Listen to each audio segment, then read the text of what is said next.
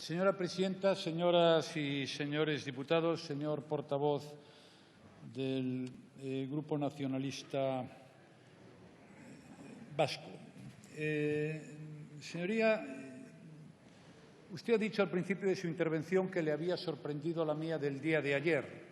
Yo ni siquiera voy a decir eso de la que acabo de escuchar en el día de hoy. Como entiendo que a usted no le pasa nada de particular, me limitaré a constatar un hecho objetivo.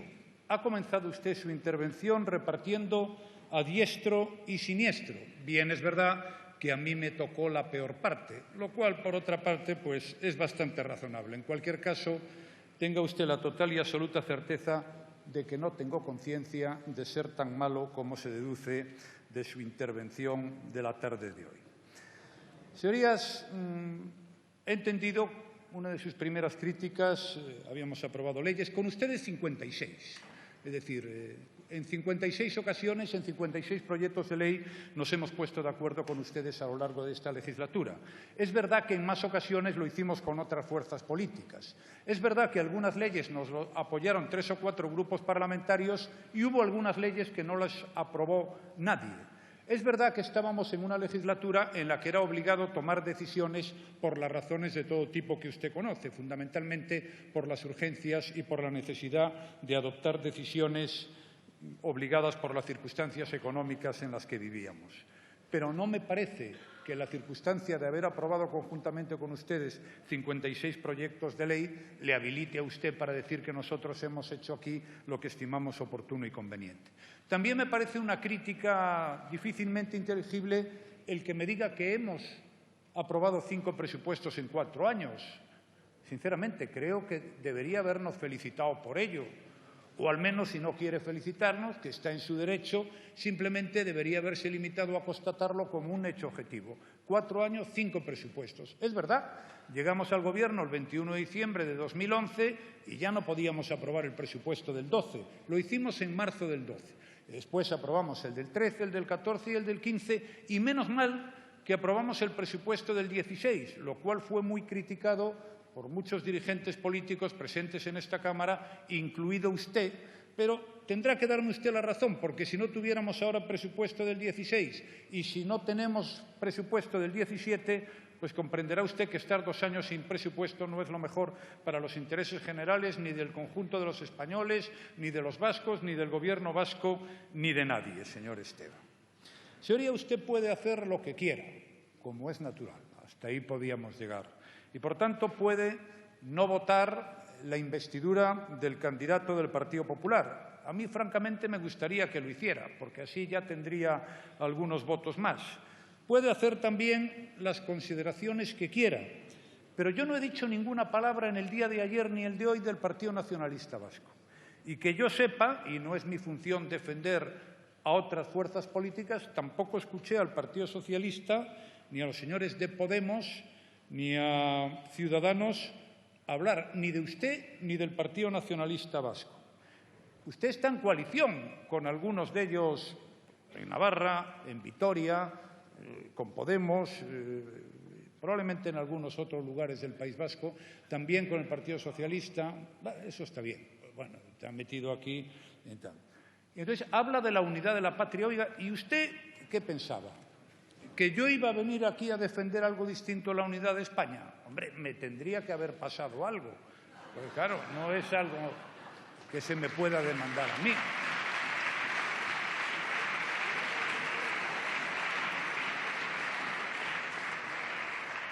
Es evidente cuál es mi posición. A mí, sin embargo, sí me sorprendió escuchar muchas de las afirmaciones que usted ha hecho, pero que yo defienda la unidad nacional, la soberanía nacional y la igualdad de los españoles es algo lógico y normal, porque formo parte del Partido Popular, porque lo he hecho en muchas ocasiones, porque todo el mundo sabe qué es lo que pienso. Bueno, y yo creo que también todo el mundo sabe que muchos de los partidos a los que usted se ha referido están en esa posición. Señoría, habla usted también del artículo 135 de la Constitución española. Entonces dice que ha sido privado de sus competencias el Gobierno vasco. Oiga, es que el proceso de construcción europea pues nos priva de competencias a muchas instituciones públicas. Fíjese, entre otras que usted conoce también, al Gobierno de España. Resulta que un buen día se quedó sin moneda. y sin política monetaria y sin política cambiaria. Oiga, es que esto es el proceso de construcción europea que estamos viviendo. Este es un proceso que no es un proceso a la carta, como usted sabe, y tiene algunas cosas que son positivas y otras, esta desde luego para mí, que también es positiva. Pero eso no ha ocurrido solo en el caso del artículo 135, ha ocurrido en otros muchos supuestos. Habla usted de la unidad de mercado. Es que la unidad de mercado es un principio básico de la construcción europea, pero no estamos hablando del mercado único digital o de la unidad de mercado, el tema eléctrico, la libertad de circulación. ¿Y por qué usted quiere unidad de mercado para Europa y no quiere la unidad de mercado para España? ¿Hay algún problema? Es decir, ¿es que eso es malo para la gente, le perjudica, le crea alguna dificultad? ¿O es que los derechos de los territorios están por encima de los derechos y del bienestar de las personas? Porque si no, soy incapaz de encontrar ninguna otra suerte de explicación, señor Esteban. Señor Esteban, yo le recomendaría, bueno, no le recomiendo, pero no estoy para recomendar, pero me gustaría que tuviera usted una visión un poco más positiva de lo que ha ocurrido en estos 4 años, tanto en el País Vasco como en el resto de España, como en las relaciones entre el PNV y el Partido Popular, el Gobierno vasco y el Gobierno de España. Usted puede negarse a apoyar mi investidura, tiene perfecto derecho. Y la razón no es el discurso que pronuncié yo ayer en esta Cámara. ¿O es que alguien creía ayer, antes de que pronunciara yo mi discurso, que el PNV nos iba a votar en el día de hoy? Todo el mundo sabía que no era así. Esa es su posición. Si quiere mantenerla, hace muy bien en hacerlo. Yo lo que le pido es que no niegue la realidad. Una cosa es su posición legítima, la mía es diferente, y otra cosa es atender la realidad. Y no me puede negar, señor Esteban, estemos en el momento del año en el que estemos y el mes en el que vivamos hoy en día, que mi Gobierno ha atendido y respondido a las preocupaciones y necesidades de los vascos y que ha buscado colaboración en todo momento con su Gobierno. Otra cosa es que no hayamos llegado a todos los entendimientos o que no hayamos podido o querido, porque considerábamos que no era positivo, aceptar algunos de esos planteamientos. Porque si al final la forma de tratar las relaciones entre unos y otros la vamos a medir en términos de cuántas veces se hacen caso a mis pretensiones, pues será muy difícil conducirse con normalidad por la vida. Señoría, la realidad es que las cosas en el País Vasco en estos 4 años para la gente han mejorado, pero han mejorado fundamentalmente por algo que todos sabemos en esta Cámara, aunque muy pocos lo reconozcan, es que hemos sido capaces de enderezar el rumbo de la economía. Y las cosas han cambiado mucho los últimos 4 años y medio. El PIB del País Vasco a finales del año 2011 pues, crecía al ritmo del menos 1,4 al año, como usted sabe mejor que yo. Es decir, menguaba el crecimiento de la economía y, por tanto, el nivel de bienestar y riqueza. Hoy no es así. Hoy ocurre lo contrario. El año pasado creció la economía vasca al ritmo del 3,1. Por eso, en diciembre del 11 se destruía empleo a un ritmo del 1% anual y hoy se crea empleo al ritmo del 1,9% anual. Esas son las cosas, las de verdad, los datos objetivos. Y a partir de ahí cada uno puede opinar lo que estime oportuno y conveniente. Yo ya ni siquiera opino. Simplemente me limito a poner encima de la mesa algunos hechos que son difícilmente discutibles por objetivos. Ha hablado de las ansias de recentralización y agravios contra el autogobierno vasco. Mire usted, es que eso no es cierto, señor Esteban, no es cierto. Hemos planteado recursos contra algunas normas, pero cuando planteamos recursos es porque pretendemos garantizar los derechos de todos los vascos y el respeto a la Constitución de todos los españoles. Esa es la voluntad del Gobierno, sí. Y cuando los gobiernos autonómicos, sean los que sean, plantean recursos ante el Tribunal Constitucional, pues lo hacen por la misma razón, porque entienden que con ello garantizan derechos de personas que les importan. Por tanto, esto es lo normal, lo que ha sucedido siempre de España desde el año 1978. Por eso hay un Tribunal Constitucional que tiene sus funciones. Y tampoco han sido tantas las disputas, señor Esteban. El Gobierno vasco ha planteado 22 conflictos de competencias en 4 años frente a normas estatales. Y ha habido muchísimas normas estatales a lo largo de estos 4 años. Y de esos 22, 12 han sido resueltos por acuerdo entre ambos gobiernos. En 2, el Tribunal Constitucional le dio al Gobierno vasco la razón y 9 todavía están pendientes de resolver. El Gobierno español, sin embargo, solo planteó 7 conflictos y de ellos 2 son recursos.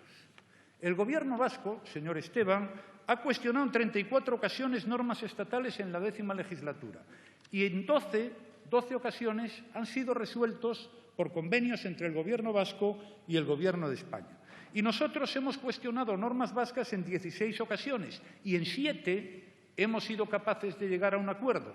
Por tanto, ha habido voluntad de entendimiento. Ha habido buena prueba de ello es que en muchas ocasiones pues hemos llegado a ese entendimiento. Y tampoco ha habido una conflictividad tan mayúscula como usted pretende transmitir en la tarde de hoy a esta Cámara. Por tanto, eso lo que pone en evidencia es la capacidad de acuerdo, fíjese, también la del Gobierno vasco y la del Gobierno de España. Hemos llegado a 59 acuerdos de colaboración o encomiendas de gestión de competencias estatales para que las ejerzan las instituciones vascas. Oiga, de esto no habló, de las cosas positivas no se habla. Aquí estamos en otra historia. Hemos llegado a un acuerdo muy importante del que tampoco he oído una palabra esta tarde, que es la Ley 7/2014 de 21 de abril, que modifica el concierto económico y prevé la concertación sobre 6 impuestos. Oiga, esto es un dato positivo, por lo menos desde su punto de vista, por lo menos desde los planteamientos que ustedes defienden. El impuesto sobre actividades de juego, los impuestos del sector eléctrico introducidos por la Ley de 27 de diciembre del 12, el impuesto sobre el valor de la producción de la energía eléctrica, el impuesto sobre la producción de combustible nuclear gastado, el impuesto sobre el almacenamiento de combustible nuclear, el impuesto sobre los depósitos de las entidades de crédito y el impuesto sobre los gases fluorados de efecto invernadero. Oiga, esos son datos positivos, insisto, al menos desde su punto de vista. Creo que es un dato que también podía haber puesto usted esta tarde en conocimiento de esta Cámara. Señoría, además de su voto favorable a 56 leyes en el Congreso y de haber concertado 6 nuevos tributos, hemos respetado las particularidades forales en la reforma local. Hemos dado apoyo a Kutxabank en el marco de la reforma financiera. Hemos apostado, a pesar de las restricciones presupuestarias que las ha habido, como sabe usted, que también conoce las razones, por la Y vasca, hemos dado la batalla, como usted muy bien sabe, en el caso del Taslís en Bruselas, que no fue fácil, como también conoce, y tengo que hablarle del esfuerzo inversor del Gobierno en el País Vasco, aunque usted de eso no habla. Quizá no toque hoy, estemos en un momento políticamente poco interesante para hablar de cosas positivas, pero el Grupo Fomento ha invertido 2.000 millones de euros y sumamos la inversión prevista para este año. Y en el caso de la Y vasca ferroviaria, que a finales del año 2011 quedaba por ejecutar más del 75% de la inversión, esto es lo que quedaba, señor Esteban, es un dato importante. Hoy día la realidad es distinta. Desde el año 2012 hemos dotado esta infraestructura con más de 2.300 millones de euros entre presupuestos generales, ADIF y cupo vasco. Y en el año en el que estamos, 2016, se prevé una dotación de 290 millones de euros y preveemos que la Y vasca esté concluida en el año 2019. Sobre este asunto, usted se ha interesado en numerosas ocasiones.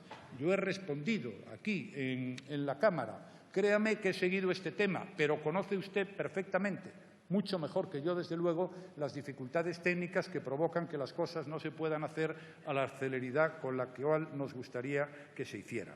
Señor Esteban, hemos definido y estamos trabajando en los accesos de la alta velocidad a las ciudades vascas y en el plan de mejora de la calidad de cercanías hay actuaciones previstas para el núcleo de cercanías de San Sebastián y Bilbao destinadas precisamente a la mejora de las actuaciones de ambos núcleos. Le podría poner muchos más ejemplos. El apoyo financiero a la inversión industrial en el marco de la política de reindustrialización y fortalecimiento de la competitividad industrial. Se han concedido préstamos por cantidades importantes. Los esfuerzos desplegados ante las instituciones europeas en defensa del sector naval.